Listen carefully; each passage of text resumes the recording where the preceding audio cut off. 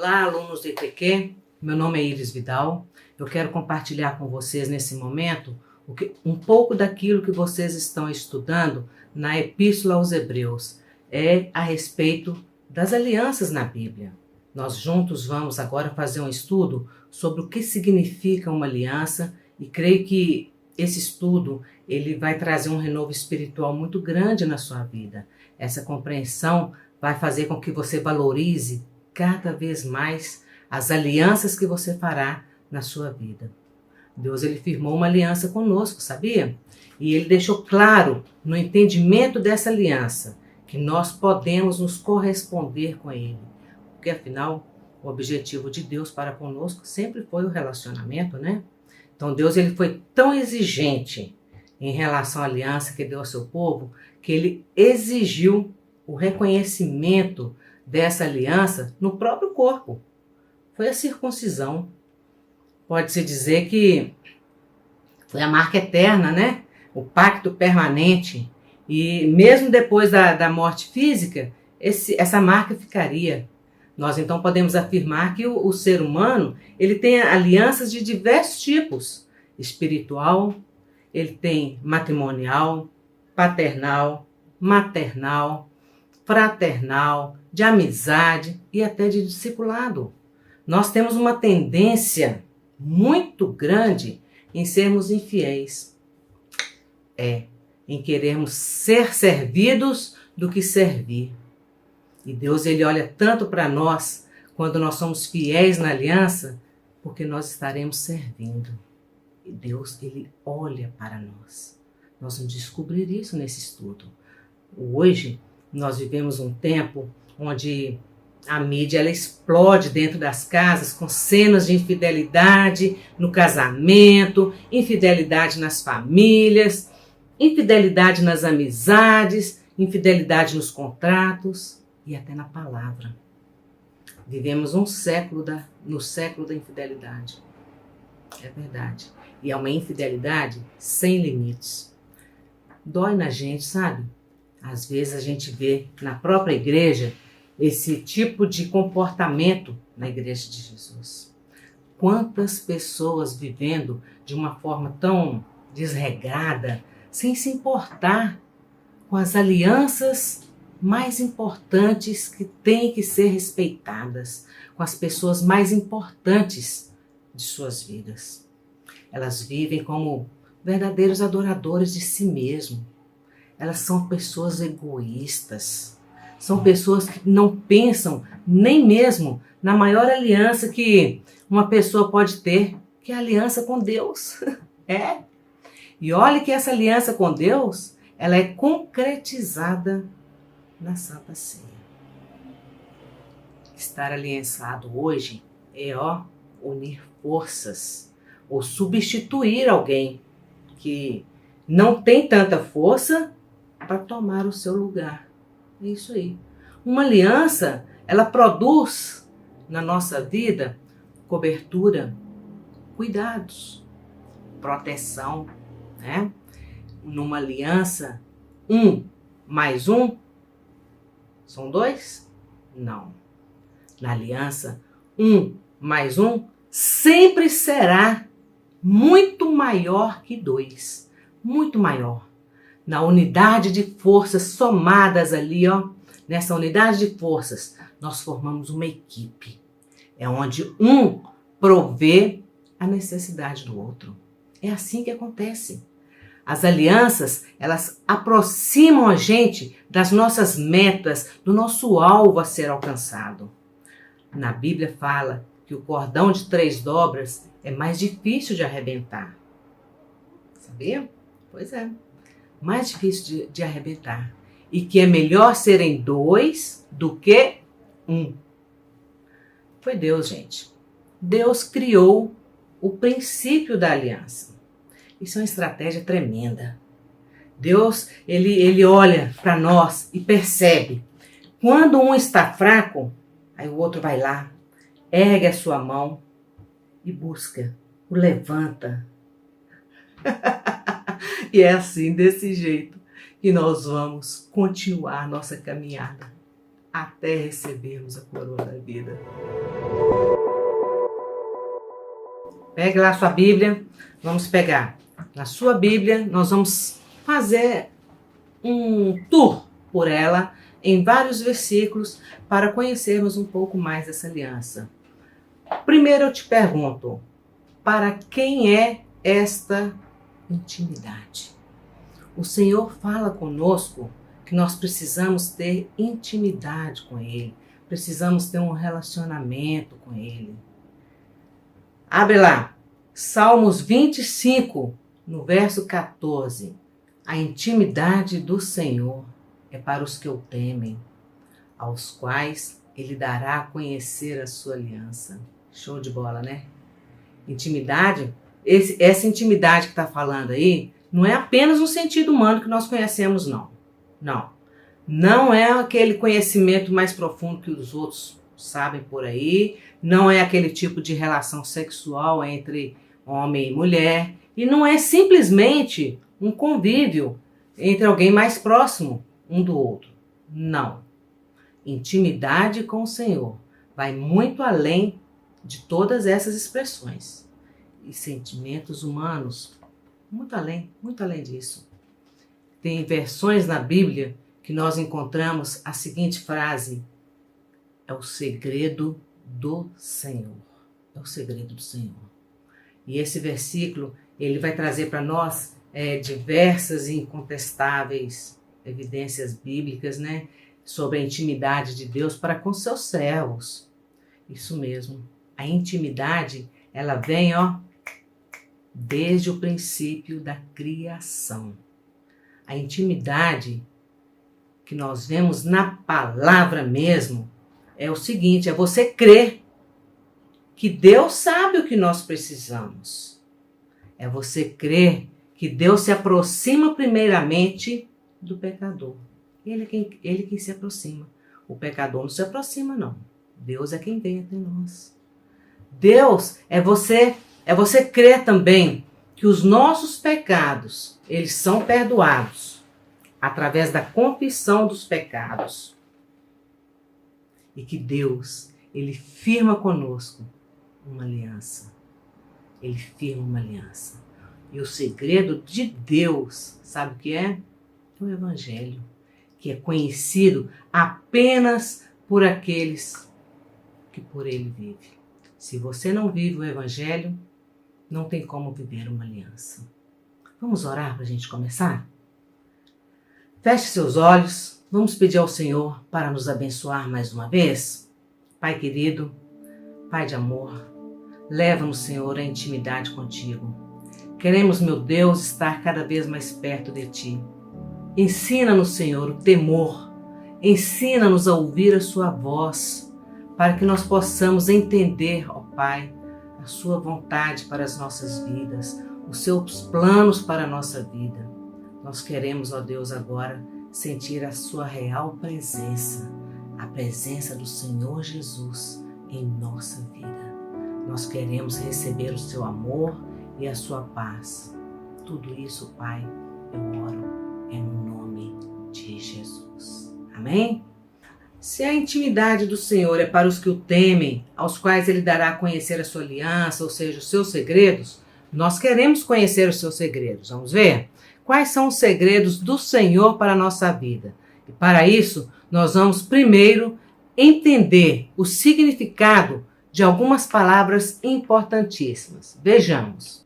Pactos. O que são os pactos? Pactos são acordos, né? São tratos. Quando a gente faz um compromisso entre algumas pessoas, grupos, países, é uma combinação. Por exemplo, a pessoa diz para você assim: fulano fez um pacto com seu pai que não vai mais faltar de aula. Beleza, é um pacto. E o tratado? O que é o tratado? É um acordo mais formal. O tratado, ele vai existir entre governos, né, independentes entre si. Geralmente é um documento escrito, mas ele pode ser também um acordo verbal, assumido pelos representantes dos países. Já viu aquele negócio, é o fio do meu bigode? Mais ou menos isso aí, é um tratado. O comprometimento, esse é muito importante. É uma ação de arcar com um compromisso feito a alguém, se utilizando de regras propostas a fim de se alcançar a exatidão do ato ou ação. Ao comprometer-se, a pessoa ela fala, eu tenho responsabilidade. Ela sim passa a se tornar uma pessoa comprometida naquele ato. E memorial, vamos ver o que significa. Bom, para se ter um memorial, tem que ser merecedor disso, né? Para poder permanecer na memória. Disse daquilo que é inesquecível ou memorável, aquilo que vai trazer lembrança, né, direto para o resto da vida. E Deus, gente, Ele é um Deus de relacionamentos, desde a criação. Deus, Ele criou o homem com as suas características. Ele virou lá no céu e falou, façamos o homem a nossa imagem e semelhança. Por quê? Porque Deus é um Deus de relacionamento. Ele queria ter intimidade com o homem. E todo relacionamento vai exigir compromisso. E no relacionamento verdadeiro, não existe relacionamento verdadeiro se não existir compromisso. Então, um fruto do relacionamento vai ser, então, a intimidade. A intimidade. Isso é automático em qualquer relacionamento. O alvo do relacionamento é a comunhão. Comunhão não é assim, como se fosse simplesmente uma salada de batata. Não, é uma purê de batatas, porque é uma fusão, tá tudo ligado no outro, tá tudo misturado, né? E as alianças são assim, tem que ser misturado como um purê de batatas. As alianças, elas são compromissos. O homem, ao pecar, ele se separou de Deus. Deus, ele restaura, então, os relacionamentos através da aliança. Mas para você, o que é uma aliança? A aliança é simplesmente um acordo entre duas pessoas, entre duas partes que foram comprometidas por um relacionamento. A aliança, ela integra princípios de integridade que garantem o relacionamento para que esse relacionamento seja preservado, né? Um não pode ganhar mais que o outro. Então, o propósito, né, dessa aliança, ele vai fazer com que a fidelidade e o compromisso sejam resguardados. Entre os povos antigos existia a aliança de sangue, ou seja, uma forte aliança de amizade. Esse direito de aliança de sangue, ela é uma forma de mútua, né, das duas pessoas entrarem no mais íntimo, mais duradouro, mais sagrado dos contratos, como amigos, como irmãos, ou mais que irmãos, na mistura do seu sangue através da Bíblia ou transfusão do mesmo. Quando dois seres estavam numa aliança, eles formavam um acordo permanente, indissolúvel.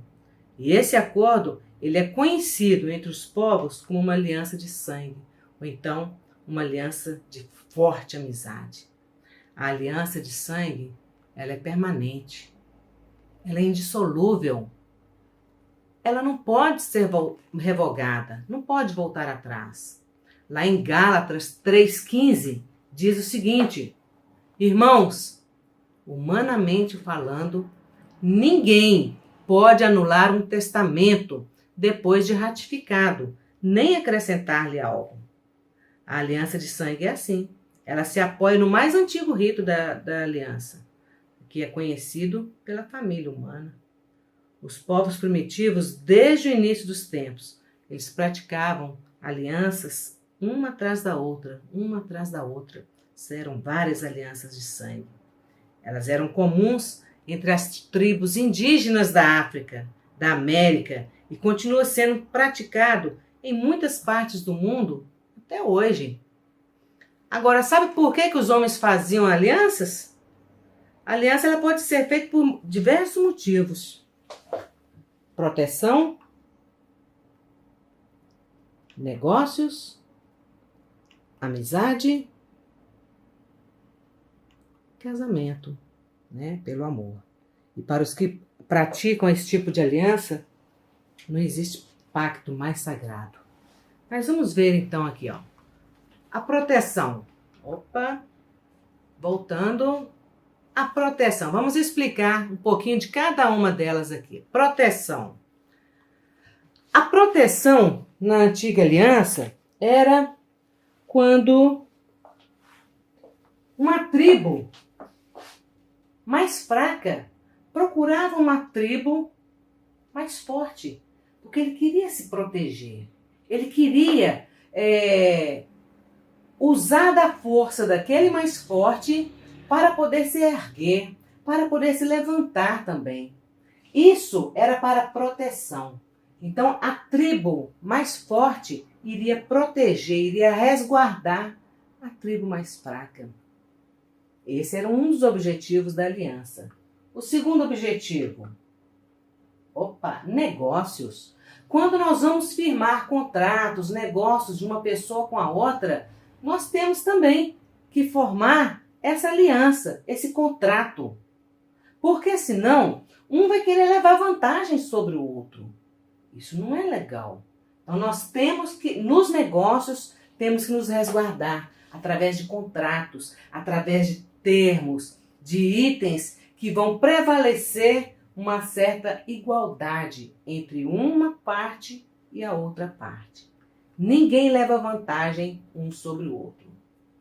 Olha, amizade. Nós fazemos pactos em relação às amizades. O exemplo mais típico que nós temos de um pacto de amizade na Bíblia é em relação a Davi e a Jonatas. Esse pacto, nós vamos falar dele um pouquinho mais na frente, fez com que os dois se aproximassem de tal forma que a alma deles se juntasse e um lutasse pela vida do outro. Isso é o pacto de amizade. Um quer guardar a vida do outro e mesmo até durante a sua descendência. Foi o que aconteceu entre Davi e Jonatas. Davi honrou esse pacto. Nós vamos ver mais na frente daqui a pouco. Com o Jonatas, mesmo depois dele morto. Por quê? Porque era um pacto de amizade. Era chamado um pacto, um tratado, né, de paridade. Ou seja, os dois tinham afinidade. Afinidade. Isso é muito importante, porque as pessoas que têm afinidades, elas se protegem, elas se cuidam, elas não permitem que mal nenhum venha a acontecer com o seu amigo. Foi o que aconteceu. Então, é um pacto de amizade, é um tratado de amizade. E o casamento? Mas o casamento, ele é super importante. É um pacto de amor. E olha, a pessoa que está ligada pelo casamento, ela tem que ter muito cuidado com o seu cônjuge, o marido com a mulher com o marido. Por quê? Porque Deus foi testemunha desse pacto. Deus foi testemunha. E Deus, ele não ama o divórcio, mas ele ama o divorciado. Ele trata com ele. Então, esse tipo de pacto, nós vamos entender também o que aconteceu na aliança de sangue.